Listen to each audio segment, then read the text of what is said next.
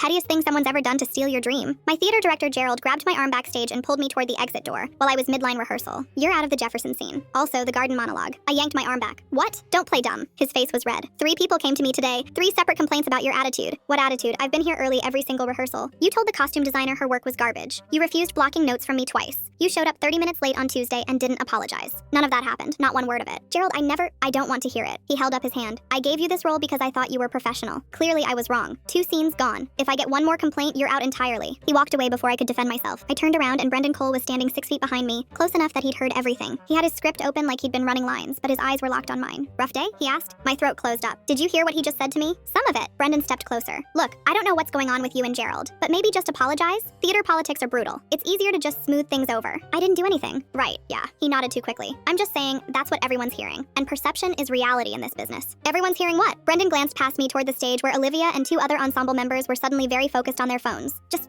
talk. What talk? I don't want to get in the middle of it. He backed away. But maybe watch your tone with people? Gerald's not the kind of director who tolerates drama. He walked toward the stage. I stood there with my script shaking in my hands, reading the same blocked scene that Gerald had just erased. Brendan took his position under the lights, right where my garden monologue was supposed to transition into his response scene. Without my scene, his part would run twice as long. Without my scene, the audience would remember his performance instead of mine. The stage manager called places and nobody looked at me. Olivia moved to the other side of the backstage area. The lighting tech suddenly needed to adjust something in the booth. Even Jeremy, who'd been joking with me about our terrible coffee habit every morning for 2 weeks, found a reason to check the prop table on the opposite end of the theater. Brendan delivered his first line from center stage, his voice carrying perfectly to the back row. He'd been complaining since day one that his role was too small, that he deserved more time in the spotlight, that Gerald was making a mistake with the scene order. Now he was getting exactly what he wanted, and I was the one paying for it. Gerald called cut and gave Brendan notes. Actual constructive notes about pacing and projection, the kind of notes I used to get before today. I looked down at my script. 2 scenes crossed out in my head, 6 scenes remaining, and Brendan watching me from the stage with something that wasn't quite sympathy and wasn't quite satisfaction, but lived somewhere perfectly calculated in between. Full story on my channel below.